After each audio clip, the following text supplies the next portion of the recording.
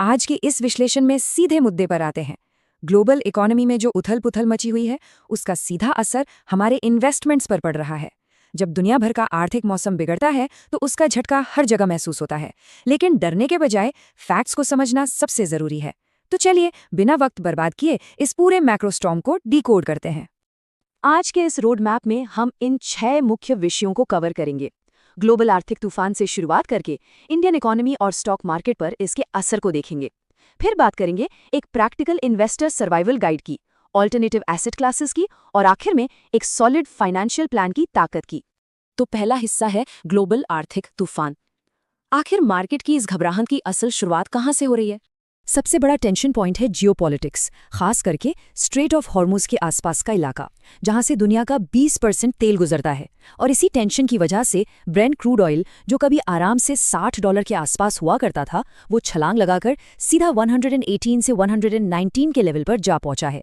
अब सोचिए, जब एनर्जी की कॉस्ट ही डबल हो जाए तो ट्रांसपोर्ट से लेकर मैन्युफैक्चरिंग तक पूरी ग्लोबल इकोनॉमी पर कैसा असर पड़ेगा।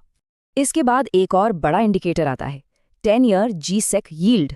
आसान भाषा में कहें तो ये बताता है कि अमेरिकी सरकार को 10 साल के लिए उधार लेने पर कितना ब्याज देना पड़ेगा। जब भी ग्लोबल मार्केट को लगता है कि इन्फ्लेशन या महंगाई बढ़ने वाली है, तो ये यील्ड ऊपर भागने लगती है।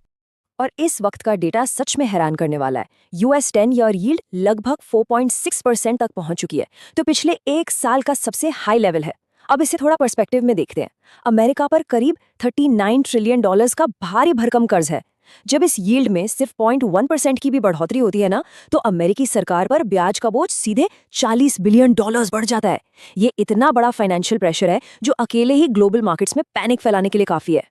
अब इस ग्लोबल मौसम का हमारे अपने देश यानी इंडियन इकोनॉमी पर क्या असर पड़ रहा है, आइए इस दूसरे हिस्से में देखते हैं। जब दुनिया भर में तेल महंगा होता है, तो उसका सबसे पहला और तत्काल शिकार बनता है हमारा रुपया। तेल इंपोर्ट करने के लिए हमें ज्यादा डॉलर्स चाहिए होते हैं, जिससे डॉलर की डिमांड अचानक से बढ़ जाती है और इसका नतीजा रुपया डॉलर के मुकाबले गिरकर लगभग 96 रुपए के आसपास आ गया है। सीधी सी बात है, महंगा तेल मतलब डॉलर की ज्यादा खपत। एक तरफ विदेशी निवेशक अपना पैसा निकाल रहे हैं और दूसरी तरफ इंपोर्ट बिल बढ़ रहा है। ऐसे में फॉरेक्स रिजर्व्स यानी विदेशी मुद्रा भंडार को बचाना सरकार के लिए बहुत जरूरी हो जाता है। इसी ड्रेन को रोकने के लिए कुछ सख्त कदम उठाए गए हैं, जैसे सोने पर इंपोर्ट ड्यूटी को 6% से बढ़ाकर सीधा 15% कर दिया गया, बल्क गोल्ड एक्सपोर्ट्स पर लिमिट्स लगा दी गई और रिटेल पेट्रोल डीजल की कीमतों में भी 3 रुपए का इजाफा देखने को मिला। ये सभी कदम डॉलर के आउटफ्लो को कंट्रोल करने के लिए लिए गए हैं। और अगर ये ग्लोबल प्रेशर्स काफी नहीं थे, तो एक और बड़ी चुनौती सामने खड़ी है, अल नीनो इफेक्ट। मौसम विभाग ने 94% मानसून की भविष्यवाणी की है, मतलब बारिश कम होने की आशंका है, जिसका सीधा असर फसलों की पैदावार पर पड़ेगा। अगर पैदावार गिरती है, तो घरेलू खाने पीने की चीजों के दाम बढ़ेंगे, जो महंगाई की आग में घी डालने का काम करेगा। अब आते हैं तीसरे हिस्से पर, इन सभी मैक्रो फैक्टर्स का सीधा असर स्टॉक मार्केट पर कैसे पड़ता है। चलिए इस चेन रिएक्शन को समझते हैं। ये विजुअल चेन रिएक्शन पूरी पिक्चर क्लियर कर देता है। देखिए साइकिल कैसे चलता है। सबसे पहले तेल महंगा होता है, जिससे नेचुरली महंगाई बढ़ती है। इस महंगाई को रोकने के लिए ब्याज दरें यानी इंटरेस्ट रेट्स बढ़ा दिए जाते हैं। अब जब इंटरेस्ट रेट्स बढ़ेंगे, तो कंपनीज के लिए लोन लेना महंगा हो जाएगा, जिससे उनके प्रॉफिट मार्जिन्स दबने लगेंगे और अंततः जब कंपनियों का मुनाफा कम होता है, तो स्टॉक मार्केट नीचे गिरने लगता है। ये एक पूरा डोमिनोज इफेक्ट है। इस पूरे सिनेरियो से एक बहुत ही खतरनाक रिस्क पैदा होता है, जिसे इकोनॉमी की भाषा में स्टैगफ्लेशन कहते हैं। ये एक ऐसी सिचुएशन है जहां देश की आर्थिक ग्रोथ तो धीमी पड़ जाती है, लेकिन महंगाई लगातार बढ़ती रहती है।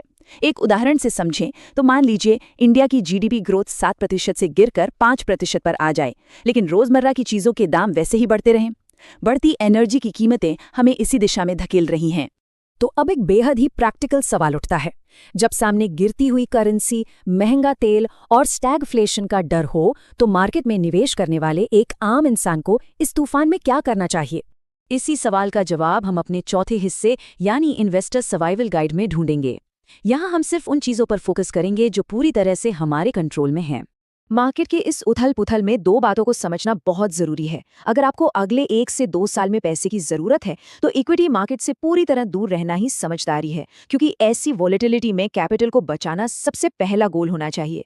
लेकिन अगर नजरिया 5 साल या उससे ज्यादा का है, तो घबराने की कोई जरूरत नहीं है। अपनी SIPs चुपचाप चलने दें। हिस्ट्री गवाह है कि मार्केट हमेशा समय के साथ ऐसे सप्लाई शॉक्स के हिसाब से खुद को एडजस्ट कर लेता है। अगर थोड़ा सा डाउट अब भी है, तो चलिए 2022 को याद करते हैं। जब रूस यूक्रेन युद्ध की शुरुआत हुई थी, तब ऑयल प्राइसेस $130 तक शूट कर गए थे। पूरा मार्केट पैनिक में था। लेकिन अल्टीमेटली क्या हुआ? ग्लोबल मार्केट्स ने धीरे धीरे उन शॉक्स को बाईपास कर लिया और सप्लायर्स ने खुद को ढाल लिया। इसलिए ऐसी सिचुएशंस में घबराहट में आकर बेचना शायद ही कभी सही फैसला होता है। अपने पोर्टफोलियो को इस तरह के तूफानों से और ज्यादा बचाने के लिए आइए 5वें हिस्से की तरफ चलते हैं, जहां हम ऑल्टरनेटिव एसेट क्लासेस को एक्सप्लोर करेंगे। घरेलू इक्विटी के अलावा भी डाइवर्सिफिकेशन के ऑप्शंस मौजूद हैं। ये टेबल 3 बेहतरीन ऑल्टरनेटिव्स को समझाती है। सबसे पहला है सोना। ये महंगाई के खिलाफ एक शानदार ढाल का काम करता है। अपने पोर्टफोलियो में करीब 10% एलोकेशन एक अच्छा टारगेट है। हालांकि फिजिकल गोल्ड को स्टोर करना थोड़ा झंझट वाला काम हो सकता है। दूसरा ऑप्शन है रीट्स। अगर बिना डायरेक्ट प्रॉपर्टी खरीदे रियल एस्टेट का मुनाफा चाहिए, तो ये एक बेहतरीन तरीका है। बस याद रखें कि ये हाई इंटरेस्ट रेट्स के प्रति सेंसिटिव होते हैं। और तीसरा है गिफ्ट सिटी फंड्स। इसके जरिए आप सीधा ग्लोबल इक्विटी में जा सकते हैं, जहां पराग पारिक नैस्डैक 100 जैसे फंड्स के माध्यम से मिनिमम $5,000 में बड़ी ग्लोबल टेक कंपनियों में इन्वेस्ट किया जा सकता है। और इन सब के बीच चलिए अपने आखिरी और सबसे अहम हिस्से पर आते हैं, एक मजबूत फाइनेंशियल प्लानिंग की ताकत। फाइनेंशियल प्लान को रिव्यू करते वक्त एक बहुत ही प्रैक्टिकल डिसीजन लेना होता है। अगर आप रेगुलर म्यूचुअल फंड्स में हैं, तो आपके एडवाइजर या प्लेटफॉर्म की ये जिम्मेदारी बनती है कि वो ऐसी मार्केट गिरावट के वक्त आपको गाइड करें, आपकी एंग्जाइटी को दूर करें और कोई रियल वैल्यू ऐड करें। लेकिन अगर कोई प्लेटफॉर्म इस तूफान में बिल्कुल खामोश बैठा है और कोई सपोर्ट नहीं दे रहा, तो डायरेक्ट म्यूचुअल फंड्स की तरफ स्विच करना एक बेहद साफ और समझदारी भरा विकल्प बन जाता है। ये कोट इस पूरे विश्लेषण का निचोड़ है। जब एक फाइनेंशियल प्लान सही ढंग से बनाया जाता है, तो रोजमर्रा की चिंताएं और समस्याएं हल हो जाती हैं। ये जानकर शांति मिलती है कि लक्ष्य पूरे होंगे। सच्ची फाइनेंशियल सिक्योरिटी यही है कि जब न्यूज़ चैनल्स पर हर जगह नेगेटिव खबरें चल रही हों, तब भी आपको मन की शांति का अनुभव हो।